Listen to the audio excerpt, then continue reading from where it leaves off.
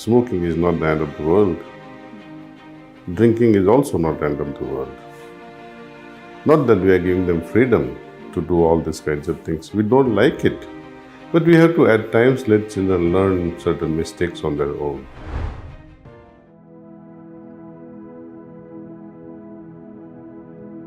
I used to get a newsletter, kind of a printed copy, how to raise children. Earlier in the 80s when my boys were born one after the other. Number one suggestion was, never say do this directly. It's a beautiful suggestion, beautiful advice. Sahajmarg also, Babuji Maharaj, if you say, never directly tell an abhyasi, do this. He would say, "Arey bhai, Sanjay bhai, aisa hota to acha hota." The other person who is listening to whom the advice is given will pick it up. To a child, don't force him to say, you must sleep now. No. Let's make a rule, see. It's 9 o'clock. When these hands come to this level, you must sleep because the clock says it so. See? Child understands all that, see. Afterward, they argue differently, that's a different matter. But it's a matter of training. You are not teaching them the art of rebelling from early age. Let them blame the clock.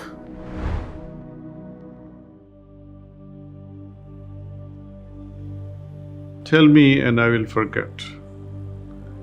Show me and I may remember. Involve me and I will understand. Said Confucius. This is true for all of us, whether we are children or grown-ups.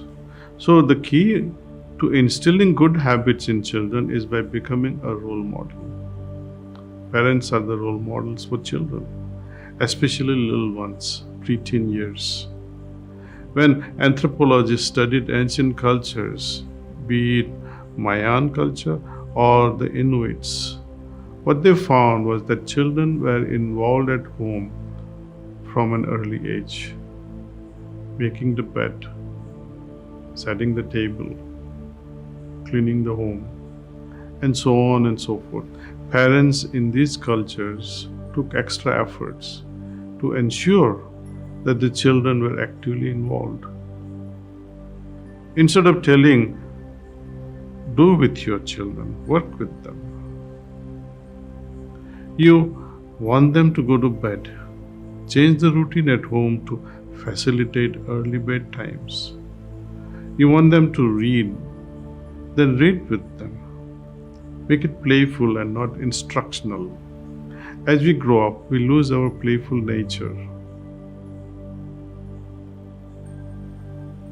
Children come into our lives to reinstill our playful nature. Play with them and guide them during play. Finally, a tantrum is a preemptive declaration of war. De-escalation is the key. If we confront a toddler having tantrum, they will match us decibel for decibel. Haven't you experienced it? The key thing here is to distract their attention with humor and de-escalate the situation. Finally, remember that we need to discipline our love and not love discipline. Raising children is an act of growing in our own ability to love. Science shows that when children are younger, parents and immediate family members act as role models. However, once they enter their teen years, children look for leadership figures and role models outside of home. It's a trait that has developed thanks to evolution. As kids grow up, it becomes difficult for parents to give direct advice. By the age of 10 or 12, they have started forming their own identity, their own ego. children rebel against direct instructions. At the same time, they look up to leader figures and role models outside their homes. Look out for these members in your family and community whom your children look up to, and share your concerns with them. Build a safety net of advisors who look out for your children and also meaningfully convey your concerns.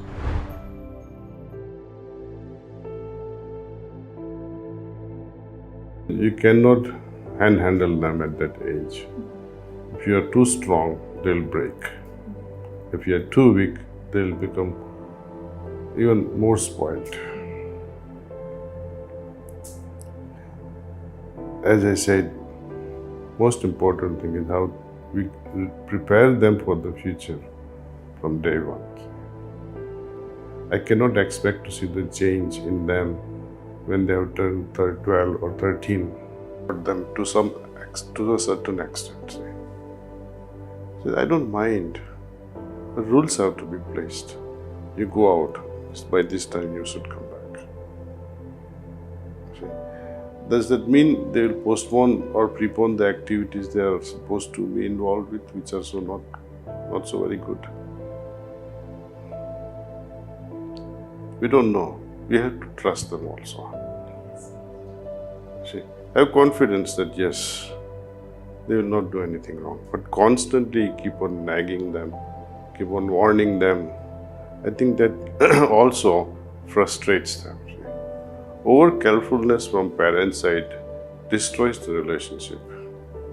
We have to be careful. Don't show it. Be very subtle. See. Share stories with them. Beautiful stories, inspiring stories. Problem is we have stopped reading stories to them at bedtime. Even when they are 13, 14, 15, 18, why not even when at 30, share a nice story with them, share a nice joke with them. That can make them think. At every age, parents must change. When they are teenager, can't be bossy. Now, their inner awakening is there.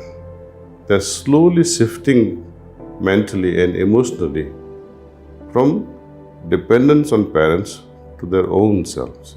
They're searching. They're inventing things. Nothing wrong with it. But our job is to guide them in the right direction. See. Don't lecture them. They say, okay, I want to try this out. Okay, go ahead. Let's see what happens. Don't be so negative. Never question, what did you do? Why were you so busy? You are putting child on a defensive. You are teaching him how to lie.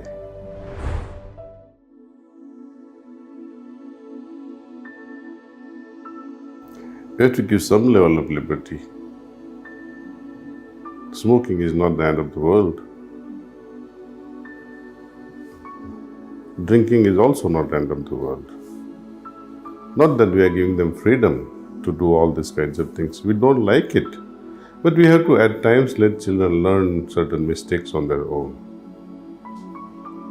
See, when you see he's smoking or she's smoking, find some hilarious stories or movies depicting the negative effect of such bad habits. Share such movies. There are tons of information on such things. Tons of information on drugs. Tons of information on safe sex. Provide them, see. Drinking again. Knowledge is tremendous. We get to sit down and remove this guilt of doing or not doing certain things with others. Especially this peer pressure kills them. See. We have to give them confidence that you are greater, that you have the ability to say no to certain things. Use your wisdom. Guide your friends. They can be foolish, but you are wiser. If you do it, go ahead and do it and see the impact of it on your physical system, mental system. If you like to continue, go ahead. Give them freedom. I'll buy you a box of cartons of cigarettes. But see it for yourself, how it helps you in your studies or in your physical well-being, your health. Show them the negative things that can happen because of all these things.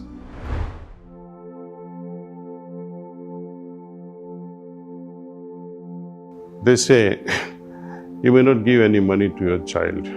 It's okay. If you give a lot of money to a foolish child, ignorant child, he is going to waste it and make use of it in a wrong way. Because tendency to go downhill is always there. Entropy. You don't have to do anything to allow any system to get decayed. It needs energy input to sustain a system or elevate the system. When a child demands and you easily give away and you know he's a foolish fellow, don't give it. And if the child is wiser, you need not give anything at all. He's going to stand on his legs and one day surpass you as well. Be confident in your genetic transfer.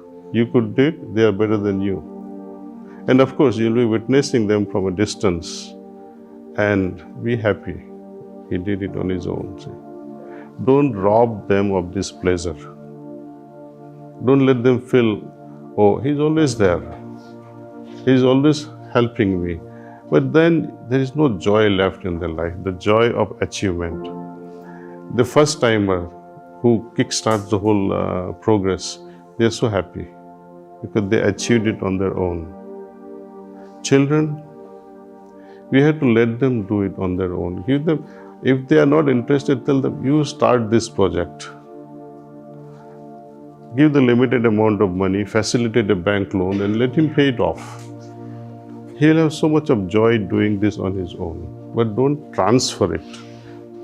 Youngsters today are far more sharper than us, very sharp. We have to somehow cultivate this tendency in them, rightful tendency.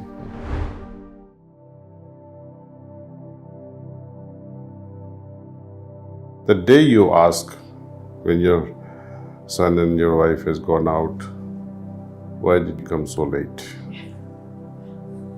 See? Or they may feel, okay, we need to go out and have dinner outside. Give them that freedom. Don't push them in such a way that you are not able to say anything later on. Once they are gone, once and for all, you lost them. Though we say, oh, it is good they stay separately. But still the hurt will always be there. So who is the culprit? Not them, it's us, the parents. If you had given enough of freedom in a balanced way, then they would desire to stay back. When you love them so much without criticizing, they would love to stay back, they'll miss you. Babuji Maharaj said the problems are because the incoming new family member considers this new family as something different. It's not mine. The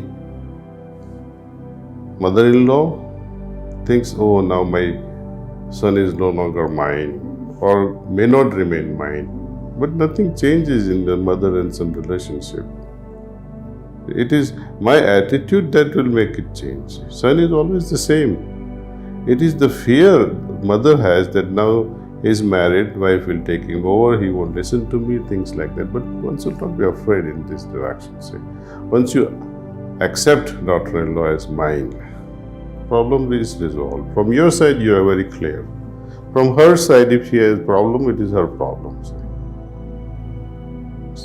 But she will understand. But if you are mutually tightened up on both ends, it is going to break. Apnapan, in Hindi, it's apnapan is a beautiful word. Without this apnapan, you're lost. Why do you think most of the long-distance relationships fail? Click on this video to know